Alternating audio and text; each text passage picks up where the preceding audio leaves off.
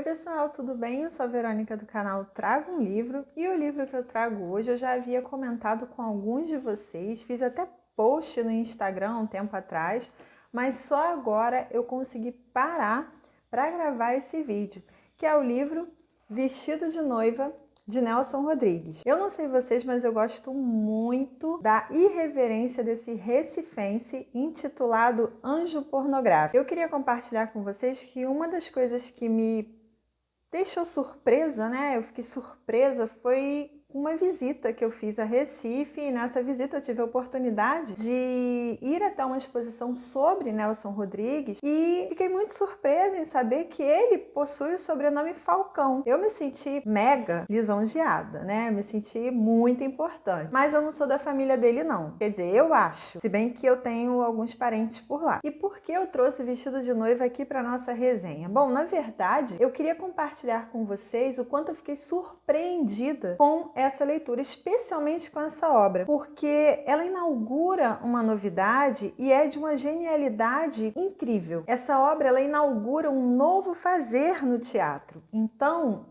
vocês já fiquem atentos. Por quê? Porque o texto pertence ao teatro brasileiro, é uma tragédia dividida em 3 atos, e quando a gente fala em teatro, a gente subentende que não há voz do narrador. O texto possui algumas descrições, quanto, por exemplo, ao cenário, quanto às posturas das personagens, quanto às luzes, quanto ao fundo musical, além da fala direta das personagens. Lembrem-se de que o texto teatral, ele é um texto para ser encenado, é um texto para ser incorporado, vivificado pelos atores na hora que entram em cena, na hora que encenam no palco. A cena, ela é um todo significativo que contribui para a interpretação do espectador, ou mesmo do leitor, para aquele que lê a obra teatral. E essa encenação, ela dá suporte à nossa compreensão. O texto teatral ganha vida no momento da interpretação, mas nada impede que nós, leitores, tenhamos contato com o texto teatral. Eu, por exemplo, gosto muito de ler teatro, e ele só possui uma forma diferenciada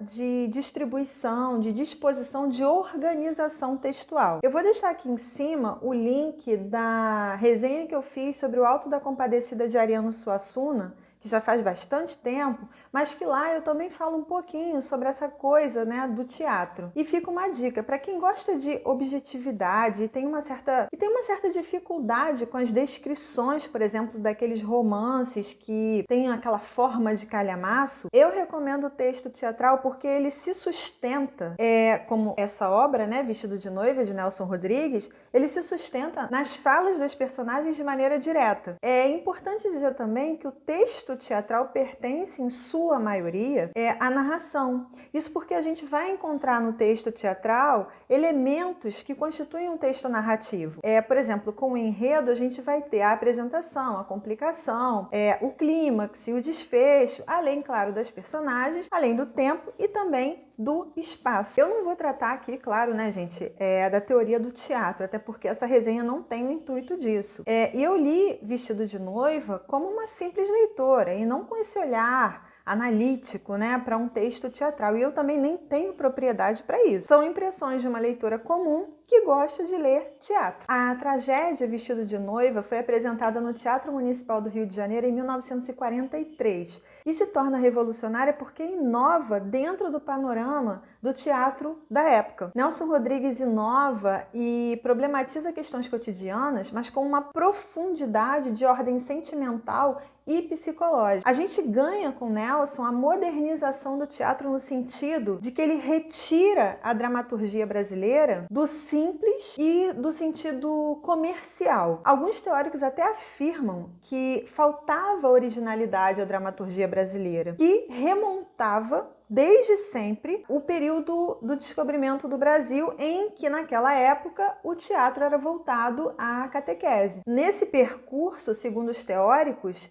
nós tivemos poucos dramaturgos que foram expoentes dentro da dramaturgia, como por exemplo Martins Pena, José de Alencar, o próprio Ariano Suassuna, que eu citei anteriormente, e claro, o que nós estamos falando aqui hoje, Nelson Rodrigues. Não foi fácil orquestrar a encenação de Vestido de Noiva, que exigia para a época elementos cênicos que que contribuíssem para que o texto ganhasse significado, como os cenários, né, os jogos de luzes. E o que há de novidade em Vestido de Noiva? Primeiro é entender que o cenário é dividido em 3 planos. O primeiro, o plano da alucinação, o segundo, o plano da memória e o terceiro, o plano da realidade. E eu digo a vocês, como experiência de leitura, hoje em dia, nesse momento, essa leitura foi muito surpreendente para mim. E aí eu fico imaginando, né, naquela época, no Teatro Municipal no Rio de Janeiro, quão surpreendente essa peça foi. Eu não vou dar spoiler, por isso eu vou ler o que nós temos aqui no próprio livro, né, que está público aí, na hora da gente adquirir, a gente consegue ler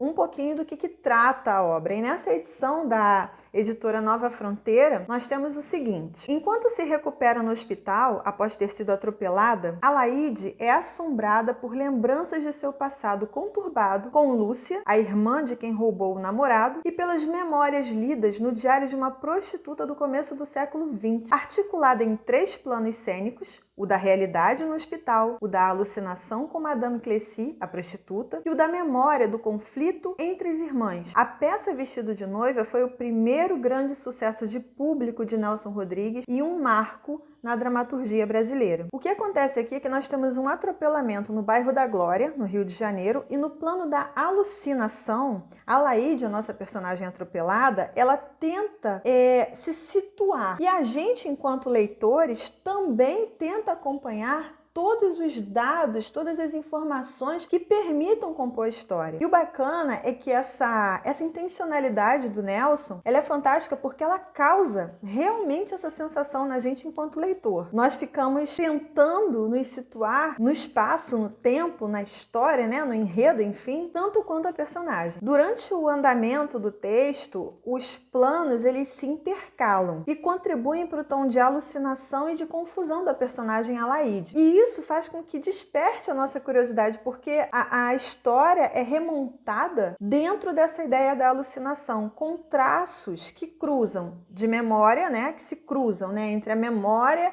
e a realidade. A Alaide vai juntando fragmentos, ela vai juntando indícios e suspeitas para montar a sua própria história, já que ela está nesse plano da alucinação. E a compreensão de sua própria história, da personagem compreender a sua própria história, concorre para a nossa compreensão enquanto leitores, que estamos, né, em contato com o texto, ou mesmo com espectadores, que porventura estejam contemplando a peça num teatro. Quando a gente conversou sobre os elementos que inovaram e que, de certa forma, contribuíram para proporcionar essa mescla de planos, eu vou citar que existe, por exemplo, um som que se repete durante toda a peça. É o som da derrapagem, do grito de uma mulher e de ambulância. Eu acredito que esses efeitos, lendo a obra, eu tive essa sensação, eu acredito que esses efeitos devam ser interessantíssimos no teatro. O triângulo amoroso é meio que a apresentação da víscera, né, das vísceras da sociedade,